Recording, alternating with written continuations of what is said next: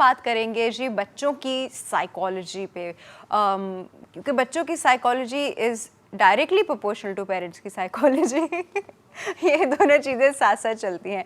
बच्चे को जैसे फॉर इंस्टेंस ये साइनस ही है और इस तरह के उसका कंजेशन ही है, तो अब बच्चे का हमें वो नहीं मिल रहा होता, ज़रा सा भी कोऑपरेशन लेवल नहीं मिल रहा होता कि साथ क्या होना चाहिए, उनकी क्या साइकोलॉजी होनी चाहिए, उनको अपने आप को कैसे हैंडल करना चाहिए। अच्छा, बच्चा जो है ना वो कुछ और समझे ना समझे, वो पेरेंट्स की वाइब ज़रूर समझता है। सो अगर आप एंशियस हैं तो बच्चे को भी एक तो दवाई तो दिख जाती है, लेकिन अगर आप एंशियस हैं तो बच्चे को अंदाज़ा हो जाता है कि माँ बाप किसी चीज़ से घबरा रहे हैं, तो वही घबराहट आपको बच्चों के रवैये में दिखती है। अगर आप हर सिचुएशन के बावजूद कूल एंड काम बिहेव करते हैं तो वही कामनेस आपके बच्चे को भी ट्रेवल करती है। हर इंसान का एक ऑरा होता है, तो वो आपकी एनर्जी से बनता है। सो अगर आप बहुत जल्दी एंशियस हो जाते हैं, चाहे बच्चों के मामले में ही होते हैं, तो आप देखिएगा कि आपके बच्चे के अंदर भी मिजाज की जो तेज़ी या घबराहट है वो ज़्यादा होगी। जो पेरेंट्स खुद निस्बतन ज़्यादा काम रहते हैं, तहम्मुल से बिहेव करते हैं, तो उनके बच्चे भी निस्बतन तहम्मुल से बिहेव करते हैं। सो ये बड़ा इंपॉर्टेंट है कि ऑब्वियसली आई डू अंडरस्टैंड कि माँ के लिए बड़ा ओवरवेलमिंग होता है अपने बच्चे को तकलीफ़ में देखना, लेकिन ये बहुत ज़रूरी है कि आप अपने इमोशंस को रेगुलेट करें ताकि आप बच्चे को सपोर्ट प्रोवाइड कर सकें। देखिए, अगर ऐसी सिचुएशन में हम खुद ही फ्रीक आउट कर जाएंगे, खुद ही बहुत ज़्यादा घबरा जाएंगे, तो बच्चे को कैसे संभालेंगे, सिचुएशन को कैसे वाइजली डील करेंगे। तो ये बहुत इंपॉर्टेंट है कि खुद आपने बड़ा काम रहना है। डराना होता है कि अभी सो जाओ वरना ये हो जाएगा, अभी खा लो वरना ये हो जाएगा, यू नो। तो क्या करें साइकोलॉजी का? दिलचस्प बात बताऊँ, इंसान दो खौफ लेके पैदा होता है, एक आवाज़ का और एक हाइट का। उसके अलावा जो भी खौफ हैं वो दुनिया में आके बनते हैं। एक आवाज़ का और एक हाइट ऊंची आवाज़ का और एक हाइट का। आप देखें ना, बहुत छोटे बच्चे को अगर कोई बहुत ज़ोर की आवाज़ आती है तो वो डर जाता है। अगर आप उसको उछालते हैं तो वो डर जाता है। तो ये दो खौफ जो है वो फितरी हैं, बाकी सब खौफ दुनिया में आके पैदा होते हैं। अच्छा, जब लोग कहते हैं कि नहीं डराओ, तो it is a psychological reason. अगर आप बच्चे को किसी चीज़ से डराते हैं तो वो डर उसके अंदर सारी ज़िंदगी के लिए बैठ जाता है। अच्छा, डिसिप्लिन करने के लिए डराना ज़रूरी है। डिसिप्लिन के लिए आप पनिशमेंट का कॉन्सेप्ट दे सकते हैं कि अगर तुम ये नहीं करोगे तो मैं तुम्हें इस तरह पनिश करूँगी। कोई रिवॉर्ड ख़त्म कर दें, राइट? अगर तुम नहीं करोगे तुम्हें स्क्रीन टाइम नहीं मिलेगा, अगर तुम ये नहीं करोगे तो तुम्हें प्ले टाइम नहीं मिलेगा। तो आप रिवॉर्ड और पनिशमेंट के दरमियान स्विच कर सकते हैं, लेकिन डराना is not at all advisable. और अगर आप डराते हैं तो वो खौफ जो आपने उस बच्चे में डाल दिया है वो उसमें सारी ज़िंदगी रहेगा। जैसे जैसे वो उम्र में बढ़ेगा वो खौफ भी साथ में पलेगा और बढ़ेगा, तो वो उसके कॉन्सिक्वेंसेस कैसे फेस करेंगे। एक दफ़ा मैंने अपनी बच्ची को कहा था, आई टेक योर साइकिल। अगर दोबारा ये किया, उसने पता है क्या किया? अपनी साइकिल ले आई, अपना सारा प्ले डो ले आई, सब कुछ ले आई, सब ले ले मम्मा। मैंने वाज लाइक, ये क्या साइकोलॉजी है, ये क्या चीज़ हुई, यू नो। सब ले लें। और बड़ी खामोशी से लाला के मेरे पास रख रही थी। तो ओ गॉड, उसके बाद जो मुझे वो एक अजीब सा फील हुआ और अजीब सा depression, what was that? Right, in that scenario आप रिवर्स साइकोलॉजी अप्लाई करते हैं, राइट? यू टेल देम कि I don't want to take this things for you, लेकिन अगर तुम ये काम नहीं करोगी तो इससे मामा को दुख होगा, मामा को तकलीफ होगी, राइट? अच्छा, अगर आपको लगा कि वो नहीं हुआ तो देन यू कैन से कि ठीक है मैं आपको पनिश करूंगी, राइट? आप बहुत छोटी छोटी पनिशमेंट्स होती हैं, आप वो कर सकते हैं। देखिए, बच्चे के साथ काम तो कोई ना कोई चीज़ करेगी। दिस इज नॉट पॉसिबल कि मैंने सारे ऑप्शन एग्जर्ट कर लिए डर के अलावा। अच्छा, अगर डर उसमें एक अननोन चीज़ का हो सकता है तो आप अपना डर क्यों नहीं पैदा कर सकते? आप अल्लाह का डर क्यों नहीं पैदा कर सकते? आप तो बच्चे के लिए अंडरस्टैंडिंग पेरेंट हो ना, तो आपको बच्चे में one of them can be good cop और बैड कॉप, राइट? पता है, फिर वो बैड कॉप जो है ना, अभी आपने कहा ना कि बैड कॉप का ये डर हो जाए, फिर वो सारी उम्र बैड ही रह जाते हैं, और ये यूजुअली फादर्स होते हैं। हाँ, बट अभी टाइम बहुत चेंज हो गया, अभी अब कम्युनिकेशन के मीन्स बहुत चेंज हो गए हैं। आपके मेरे टाइम में ऐसा था कि हम अब्बा से बड़े डिस्टेंस पे रहते थे। हाँ। अभी के बच्चे देखें तो वो अम्माओं से फासले पे होते हैं, अब्बा से ज़्यादा करीब हैं, क्योंकि अब्बा सारे नखरे पूरे कर रहे हैं, then they are available, right? So ऐसा नहीं है कि वो जो एक पर्सोना है वो सारी ज़िंदगी लेके चलेंगे। फिर देन जब जैसे जैसे बच्चा बड़ा होता है तो वो लॉजिक्स और रीजंस को समझना शुरू करता है। बट जो अननोन का फेयर है वो उसको कभी भी नहीं समझ सकता, बिकॉज उसके अंदर कोई लॉजिकल बात तो है ही नहीं ना, कोई रैशनल तो है ही नहीं.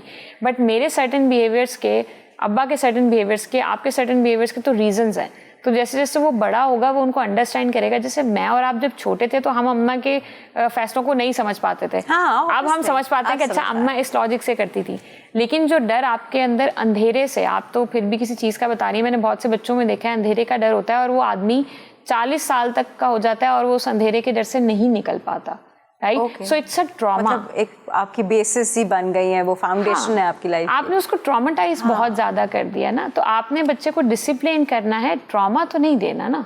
Right, so that's very important. But she is like no it's such a cute doggy, you know. हाँ, उससे देख लिया. अब what you have to do, अब आपको कुछ और बिल्ड करना पड़ेगा. राइट, लेकिन अगर आप नहीं अब ये डराने वाली टेक्निक मैं उसके साथ नहीं यूज कर सकती ना, तो अब आपको कोई और टेक्निक करनी पड़ेगी. लेकिन अगर आप ये सोचें अपने इनिशियल फेजेस से ही पनिशमेंट और रिवॉर्ड वाली की होती तो it would have been a lot easier for you, और वो अभी तक काम करती. क्योंकि देखें, इंसान पूरी ज़िंदगी पैदा होने से लेकर मरने तक हम दो ही चीज़ों पे काम करते हैं ना, या तो मुझे सज़ा मिलेगी या मुझे जज़ा मिलेगी. सही. राइट, सो मेरा अल्लाह से भी समवॉट यही रिश्ता है ना, कुछ करूँगी तो सज़ा मिलेगी, कुछ करूँगी तो जज़ा मिलेगी. सो दुनिया में भी ये फॉर्मूला चलता है, everybody is working for that. और बच्चों के साथ जब हम साइकोलॉजिकली बात करते हैं, if you tell your child you are a very nice boy and you will do it, वो बात मानेगा. अगर आप उसको कहेंगे ना कि तुम बहुत गंदे बच्चे हो, तुम मेरी बात नहीं सुनते, आप ये बात एक दफ़ा कहेंगे तो और वो इसको 100 दफ़ा मान लेगा कि हाँ ठीक है. आपको you are a very good girl, you will not do that. तो आगे से रिप्लाई क्या आता है? No I am not a good girl. And that you know smile वो वाली है, and you go like okay अब क्या करूँ. नहीं, then you tell them that you want to be a good girl or not. नहीं, I don't want to be a good girl. ये reply भी आता है. I don't want to be a good girl. Right? You want to make mama upset or not? I want to make mama upset. Right, so repeatedly you have to tell them that it's not a nice behavior. If she's like so much into this कि ठीक है मैंने ये सारी hurtful चीजें करनी है, so maybe you need to think what she's getting from it. At times बच्चा जब आपको irritate करता है तो उसको attention मिलती है. हाँ, राइट, सो दे समवॉट लर्न कि अगर मैं अच्छा बिहेव कर रही हूँ तो अम्मा की अटेंशन नहीं मिल रही. So when I am misbehaving, मुझे तो बहुत ही ड्यू अटेंशन मिल रही है, 1 घंटा बिठा के समझा भी रही हैं, चीजें भी दे रही हैं. सो यू टेल देम कि वो अटेंशन उनको पॉजिटिवली भी मिल सकती है. एग्जैक्टली. बच्चों का आपको बच्चा जो भी कुछ कर रहा है ना, हमारे साथ होता है कि मैं और आप इंटरेक्ट करें ना, I will respect whatever you are saying, I will listen to it. जब बच्चा बात कर रहा होता है ना तो we take it for granted. We take those expressions for granted कि पता नहीं क्या. आप उसको कहते हैं तुम हट जाओ ना, हम लोग बात कर रहे हैं ना, no let me do this ना, तो हम मैं ये काम कर रही हूँ ना. बच्चे की हर बात में, हर एक्सप्रेशंस में they are communicating something. So if you learn that communication तो it's a win win situation. And if you don't learn that communication तो वो 30, 40, 50, 60 ईयर्स तक की जाके बैटल रहती है. आपने देखा होगा बड़ी उम्र तक बच्चे जाके कहते हैं कि यार मैं अपने अम्मा अब्बा को और वो मुझे नहीं समझ सकता है. यू नो, वो भी 60 के हो गए, ये भी 80 तक के हो गए, और वो दोनों ये बात कहते हैं कि हम समझ नहीं पाते एक दूसरे को, बिकॉज आपने वो एक्सप्रेशन गैप जो है ये इस एज से शुरू होता है. राइट. ओके, सो आप जब एक्सप्रेशन को अंडरस्टैंड नहीं करें, सो बच्चे को अगर अटेंशन चाहिए और उसको बुरे बिहेवियर से मिल रही है तो आप उसको एक्सचेंज कर दें, उसको अच्छे बिहेवियर पे अटेंशन दे, तो she will get to know कि ठीक है यार मैं नाइस बिहेव करूँगी तो मुझे डबल अटेंशन मिलेगी. So I don't have to go this way. तो इट्स वेरी इंपॉर्टेंट बच्चा आपसे कम्युनिकेट करें, and that communication is the most important communication of this world, because you are developing that personality. मैं और आप आज 30-40 years की एज में जो हैं, we are basically, our personality is driven from initial 5 और 4 years. Right, true. मैं तो अपने बच्चे को कभी कुछ नहीं कहता. It's not a right thing to do. आपको कहना पड़ता है सही और ये गलत है. और अगर आप नहीं कह रहे, देखें इंसान में और जानवर में अकल का और नफ्स को कंट्रोल करने का ही फ़र्क है. इस जनरेशन को तो अपनी नफ्स की सेटिस्फेक्शन इतनी जल्दी मिल रही है कि अगर हम इसको कंट्रोल नहीं करेंगे तो हम तो पता नहीं किस तबाही की तरफ जाएंगे. क्योंकि उनका एक्सपोजर देखे ना किस लेवल का है.